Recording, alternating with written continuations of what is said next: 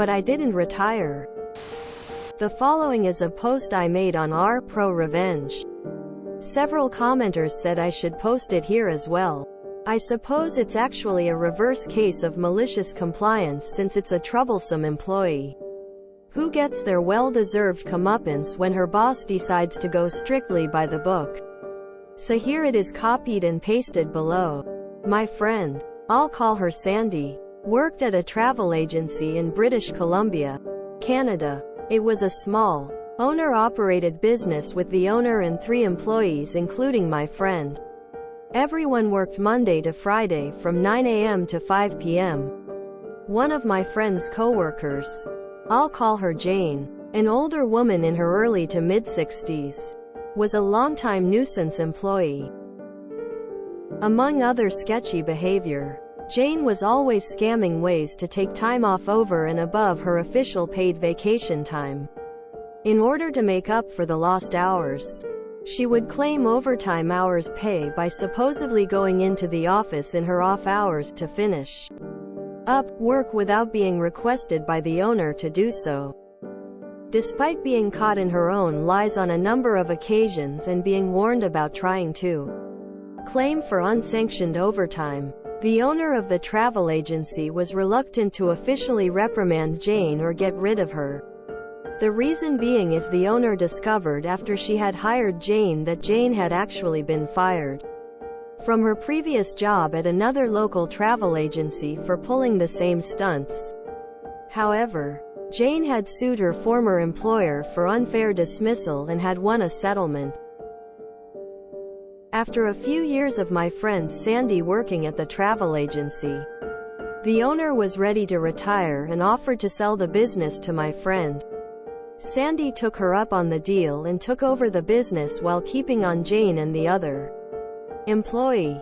Once again, just as the previous owner was afraid to get rid of Jane, so was Sandy for fear of being sued. When Sandy took over the business, she instituted guidelines regarding taking time off, and she established an official, no overtime policy. Jane would still try with her shenanigans but was far less successful in getting what she wanted, with my friend in charge. However, Jane still had one trick up her sleeve when she wanted to take time off on a whim. Sandy was a divorced single mom of 2 boys who were heavily involved in youth hockey. She would sometimes leave the office an hour or 2 before closing to get her boys to hockey practice or a game. In order to avoid requesting in person and potentially being denied, Jane would wait for Sandy to be out of the office to book a day off if she didn't feel like coming into work or had made plans.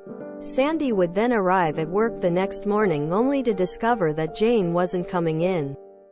Despite this happening a number of times, Sandy would usually let it slide since there was now a definite, no overtime policy. Therefore, Jane could no longer claim to come in to work on the weekend or after hours in order to try and make up for the day off. She would either miss out on a day's pay, in turn saving Sandy money as the owner, or it would come out of her remaining paid vacation days.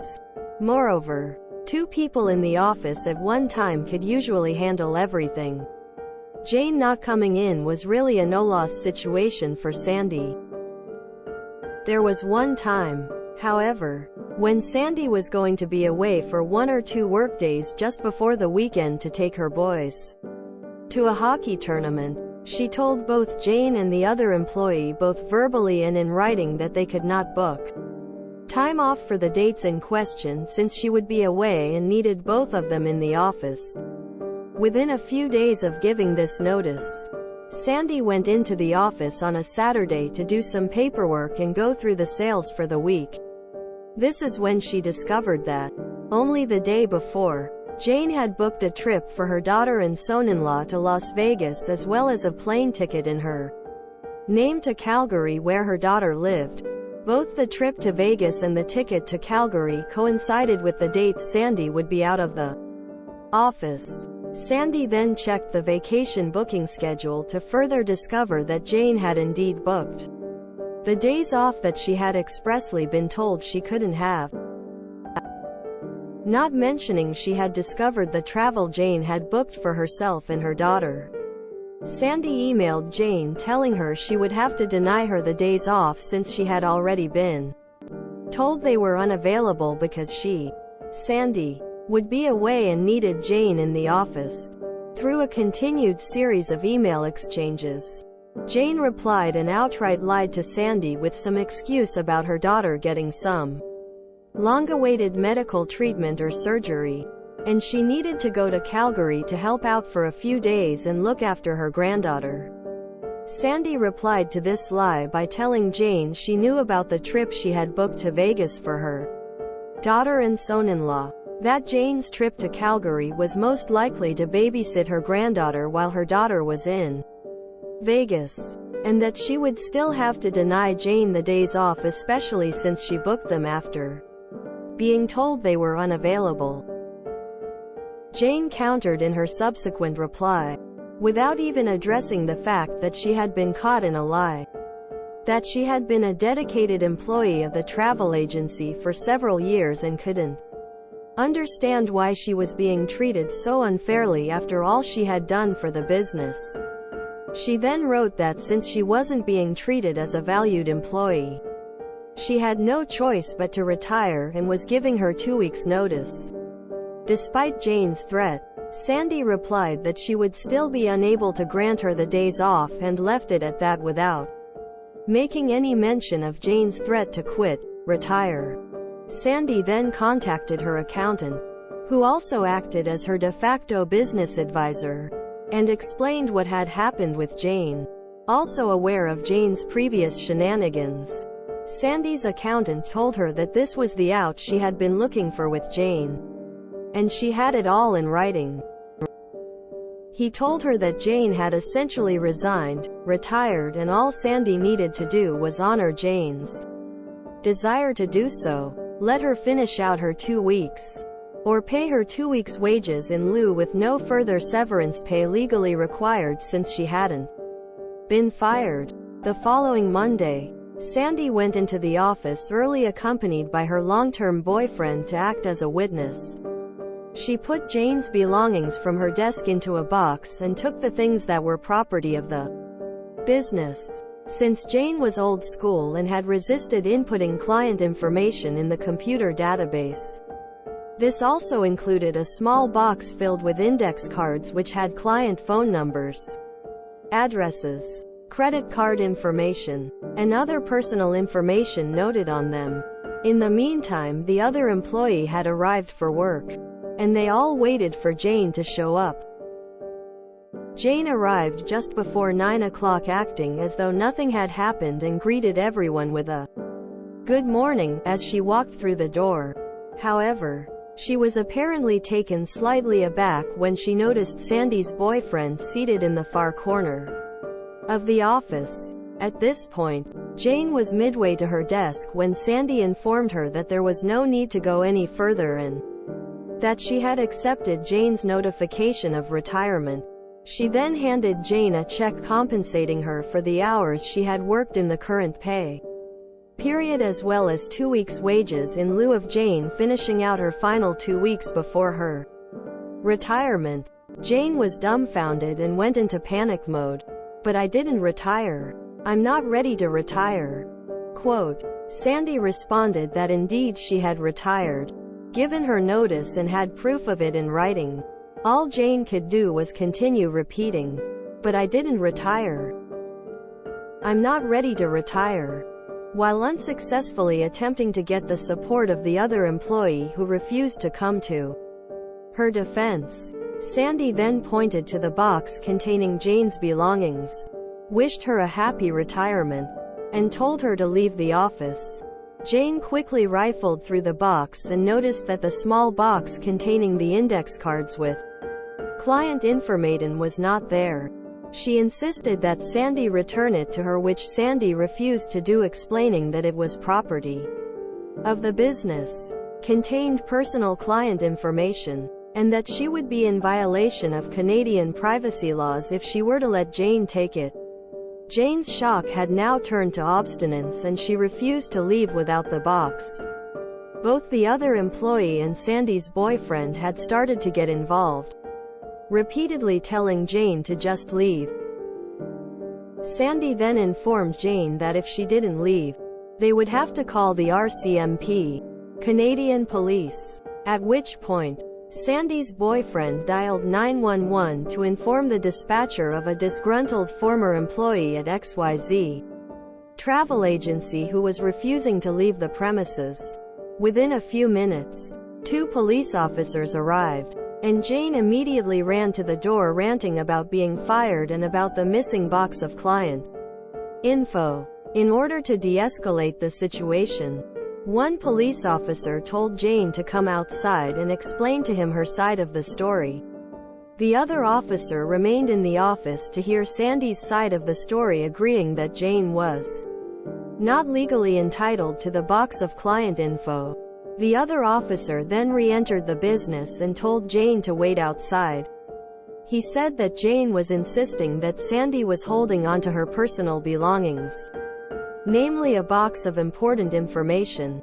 Both Sandy and the officer who had spoken to her explained the contents of the box to the other officer, who in turn agreed it was not Jane's property. The police officers then picked up the larger box of Jane's personal belongings, took it outside to Jane, and told her she needed to go home to rub salt in Jane's wounds.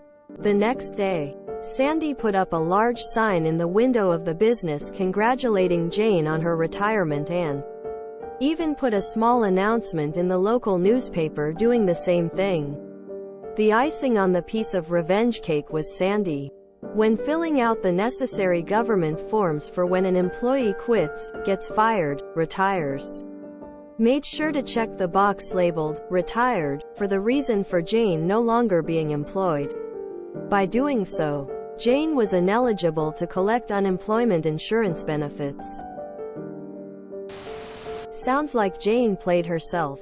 She clearly misunderstood the kind of working relationship she had with her employers. She must have thought she was indispensable, that the reason no one fired her despite her constantly violating time-off policies was that they needed her too much. She thought she was making a dire threat to her employer when she threatened to retire. But instead, that was exactly what they were hoping for. I just don't get how she could be so deluded. That's a beautiful story. Thank you for sharing. Closing parenthesis. The retirement announcement cracked me up. Pinnacle level pettiness. Love it. Looks like malicious compliance to me. Sandy complied with Jane's demand to retire. And, heat of the moment. If Jane had said, "I need those days off because compelling reasons, and if I can't have them then I quit, will retire," when first told she couldn't have the days off, that would be heat of the moment. She had time to go home, purposefully book tickets for those days after being told they were unavailable, engage in a fairly long email exchange on Saturday, and finally compose an email stating her intention to retire, which she did not then immediately retract after cooling off, but waltzed into work on Monday fully prepared to find that she had gotten her own way. I can't see that heat of the moment applies here. Knowing that Jane had successfully sued once before and won, I strongly suspect that Jane did consult a lawyer and was told that she had shat in her own bed this time and was just going to have to live with it. That went well with a nice cup of coffee. Should have put a large help wanted sign under the retirement banner. I had a similar situation when I bought my business. One of the employees was known for conflicts with others. Also unbeknownst to me, she had a history of stealing time by clocking in way earlier than her scheduled shift and then staying late. She also was the main person transferring medical records because she bullied everyone else when they tried to help. This allowed her to come in on weekends for overtime when records stacked up. The previous owner knew about these issues but didn't voice them to me. Had I known during the purchase, I would have chosen not to rehire her to the business during transfer. She was what seemed an outstanding employee that went above, but was the direct cause of numerous others quitting. Finally, one day the office manager had it out with her and she directed towards me to back her up, and was surprised when I agreed with the manager. She did the whole, "I'm quitting and you'll regret missing me" routine, and we had a party when she left. Gave her enough rope to hang her delf. A bluff is a dangerous thing. It will either work, or it will not work. Experienced poker players, and Captain James T. Kirk knows it too well. See, the Corbomite maneuver. This is a quality story here. Still a beautiful story, no matter the sub. This was a delight to read. Thank you for sharing. I do so love it when the bad employee gets what's coming. A terrible coworker gave written notice and quit here in BC over refusal to promote him to senior. He'd only been with us 6 months. Ultimately, he sued for, and won, improper dismissal despite that written notice.